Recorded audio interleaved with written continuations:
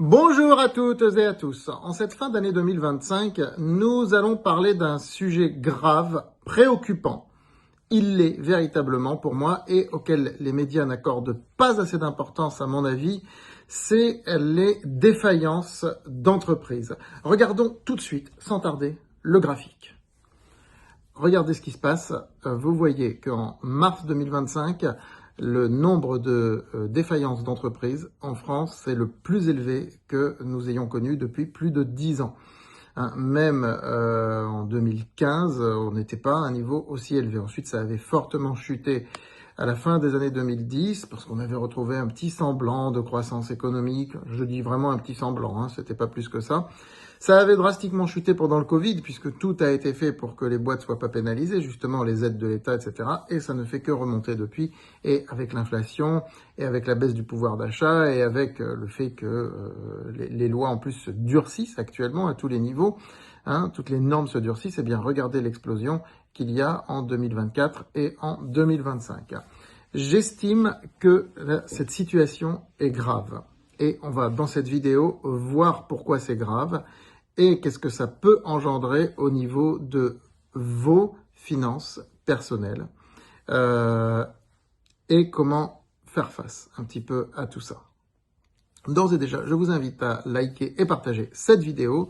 N'oubliez pas, bien sûr, de vous abonner à cette chaîne YouTube. Alors, déjà, on va commencer à expliquer pourquoi les faillites remontent de la sorte. Il y a 15 jours, j'avais fait une vidéo pour expliquer que la dette privée était en très forte augmentation. Je vais vous remettre le graphique de la dette privée. Voilà, comme vous le constatez, la dette privée est à plus de 150% du PIB. Alors, on nous parle de la dette publique, on nous parle beaucoup de la dette publique, la dette que doit la France à d'autres États, aux banques, à la Banque Centrale Européenne, etc., qui est à 110, 115% du PIB, mais on ne parle pas assez de la dette privée, qui est la dette que les ménages et les entreprises doivent aux banques et aussi, pour un certain nombre, à l'État. Des impôts qui n'ont pas été payés, des choses comme ça. Et je peux vous dire que, en général, l'État ne fait pas de cadeaux. Mais les banques non plus n'en font pas. Et justement, cette dette privée qui est en forte augmentation, ça crée des taux d'endettement qui deviennent asphyxiants pour certains ménages. Ce sera peut-être l'objet d'une autre vidéo, mais aussi pour certaines entreprises, et lesquelles, d'après vous? Eh bien, les PME. Les PME, les petites et moyennes entreprises, et en particulier les TPE, les entreprises qui ont moins de 10 salariés. C'est ainsi qu'ensuite, lorsque vous vous promenez dans des rues de province en France, vous voyez ceci. Des commerces qui ont plié boutique, des fonds de commerce qui sont à vendre pour une bouchée de pain que personne ne veut prendre et des rues qui sont du coup désertiques.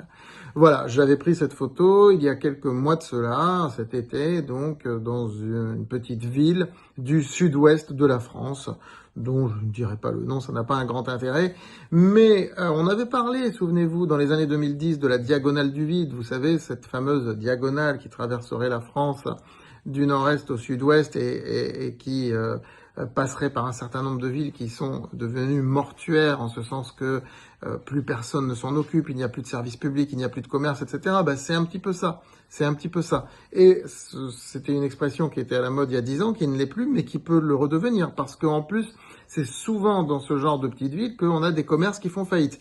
Mais les TPE et les PME qui font faillite, ce ne sont pas que des commerces. Ça peut être plein d'autres choses. Ça peut être des boîtes de services, ça peut être plein d'autres choses. Parce que, encore une fois, la croissance économique n'est pas là en France, donc leur chiffre d'affaires a du mal à augmenter. Les dettes, elles augmentent, parce que les coûts salariaux augmentent d'année en année. Le SMIC a été fortement relevé, réévalué avec l'inflation. Les charges sociales, c'est pas dit qu'elles n'augmentent pas. Ça fait 7 ans qu'elles sont stables, mais c'est pas dit qu'elles n'augmentent pas. Puis il y a la CFE, cotisation foncière des entreprises. Il y a plusieurs autres taxes, bien sûr, auxquelles sont soumises les entreprises.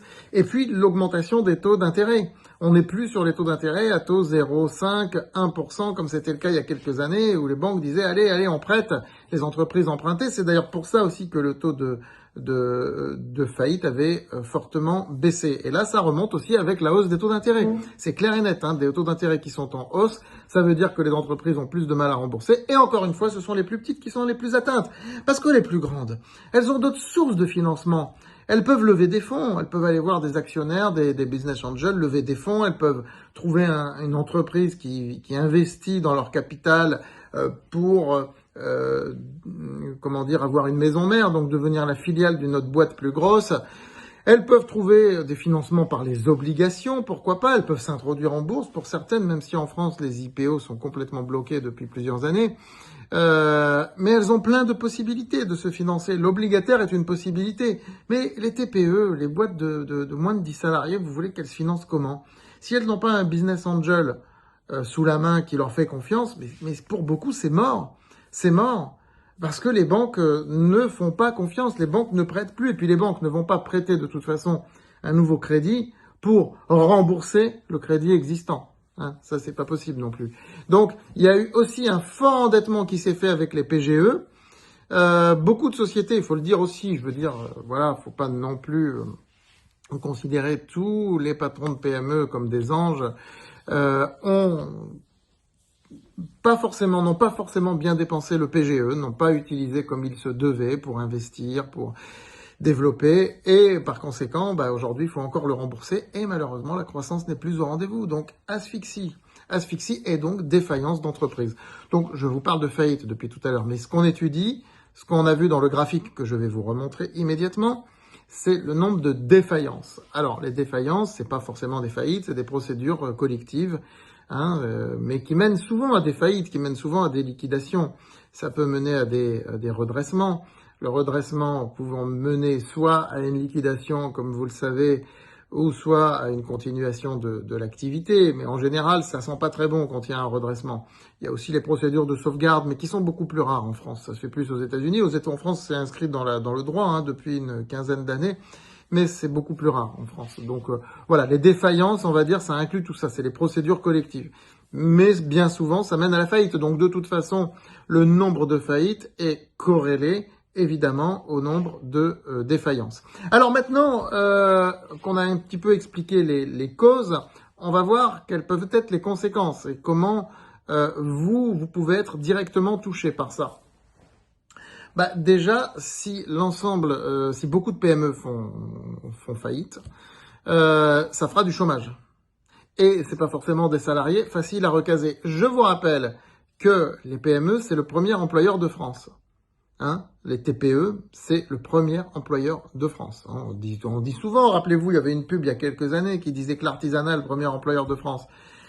Donc c'est l'ensemble de ces TPE, c'est le premier employeur de France. 2 salariés par-ci, 3 salariés par-là. Je vous rappelle qu'il y a plus de 3 millions d'entreprises en France, qu'il y a très peu de grandes entreprises, que plus de 2,5 millions ce sont des TPE, des boîtes de moins de 10 salariés, et que parfois ces boîtes ont 0 salariés, des fois elles en ont 1, 2, 3, mais faites le compte, avec 2,5 millions d'entreprises, regardez quelle masse de la population active est-ce que ça fait.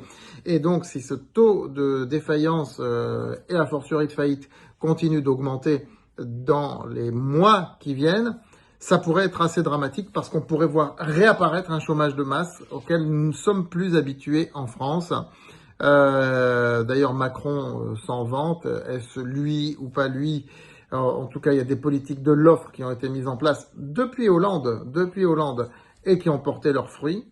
On a beau détester les politiques de l'offre en France, c'est ce qui a porté ses fruits pour réduire le chômage. Il y a aussi des artefacts statistiques, et tout le monde le sait, qui font que le chômage officiel est moins important que le chômage ressenti. C'est comme les températures officielles et les températures ressenties, cette affaire.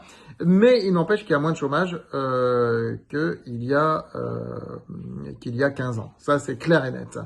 Mais le chômage pourrait justement remonter.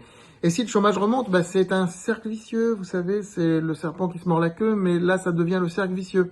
Parce que vous avez une conséquence dramatique qui en entraîne une autre. Donc, ça voudrait dire des gens qui sont au chômage, qui peuvent plus consommer, donc d'autres boîtes qui font faillite, et donc d'autres gens qui sont au chômage. Et c'est comme ça que naît une crise. Alors, vous allez me dire, les Français ont de l'épargne. Oui, c'est merveilleux, les Français ont de l'épargne. Mais vous croyez que les Français vont faire quoi avec leur épargne? Avec les milliards que les Français ont en épargne, vous croyez qu'ils vont faire quoi? Ben, ils vont rien faire du tout. Ils vont garder leur épargne tout simplement. Et je ne crois pas à un État qui va prélever automatiquement sur l'épargne des Français. Par contre, les banques s'en servent de l'épargne pour faire des prêts, etc. Donc, les banques peuvent s'en servir, n'oublions pas, si elles sont en difficulté, parce que des boîtes qui peuvent pas rembourser leurs prêts, ça va mettre aussi des banques peut-être en difficulté. Alors, les banques, elles s'en sortent toujours, on le sait très bien. Je veux dire, on va pas aller dans le catastrophisme, on va pas aller dans la science-fiction, en imaginant des faillites bancaires en cascade, comme ça a été le cas en 2008. Mais non, et puis ça n'avait pas contaminé la France de toute façon. Donc non, n'allons pas jusque-là, mais on sait que le négatif attire le négatif et que ce graphique qu'on va revoir à nouveau, voilà, il est quand même assez dangereux, me semble-t-il. Et il est dû en grande partie à l'explosion de la dette privée, l'autre graphique que je vous ai montré. Alors, pour terminer, nous allons parler un petit peu des conséquences boursières de tout ça. Des conséquences boursières, écoutez, c'est sûr que l'indice mid and small, même si c'est pas le même type de société, effectivement, c'est pas des petits commerces du centre-ville ou des entreprises artisanales ou des petites sociétés familiales qui sont concernées, l'indice mid and small, il pourrait quand même être affecté parce que c'est psychosociologique, on est d'accord. Les investisseurs vont se dire, ça sent pas bon du côté des petites boîtes en France, donc l'indice mid and small, oh là là, on vend. Même s'il y a des PME, des small caps de grande qualité. C'est peut-être d'ailleurs pour ça que l'indice mid and small a baissé au cours des 2 derniers mois. Parce que il y a quand même des gens, même si les médias mainstream n'en parlent pas, qui regardent les dossiers et qui voient monter ce nombre de défaillances d'entreprises en France et qui donc prennent peur sur les small caps. Vous voyez ce que je veux dire? Donc, on a réduit notre exposition sur les small caps, pour ceux qui suivent mes recommandations sur francebourse.com, mais il se peut que nous la réduisions encore un petit peu si cet indice venait à augmenter. Voilà, donc le mieux c'est de placer sur des valeurs de rendement, comme je le dis toujours. Je vous rappelle que sur France Bourse, nous avons sorti notre dossier sur les valeurs de rendement, qui est toujours en vente actuellement, rendement 2026, que vous pouvez acheter sur francebourse.com. Voilà. J'espère ne pas avoir été trop alarmiste, simplement réaliste. Faut surveiller, après tout, ça peut baisser aussi. L'espoir fait vivre, mais à suivre de près cet indicateur. Et celui de la dette privée. Ce sont 2 sujets très chauds. Et les conséquences, je vous l'ai dit aussi dans ma vidéo de la semaine dernière, c'est des conséquences sur la baisse des prix immobiliers. Voilà, c'est une triptyque en fait. Vous avez l'augmentation de la dette privée, qui peut être catastrophique si les faillites commencent à arriver en cascade, et malheureusement elles sont en train de poindre le bout de leur nez très sérieusement, et ça pourrait faire aussi baisser les prix de l'immobilier, parce que du coup les gens ils sont endettés, ils vont vendre aussi, les gens ils sont au chômage, ils vont vendre, donc l'immobilier peut effectivement baisser, se casser la figure. C'est tout à fait possible et plausible. Voilà, merci d'avoir regardé cette vidéo jusqu'au bout, et je vous retrouve très vite.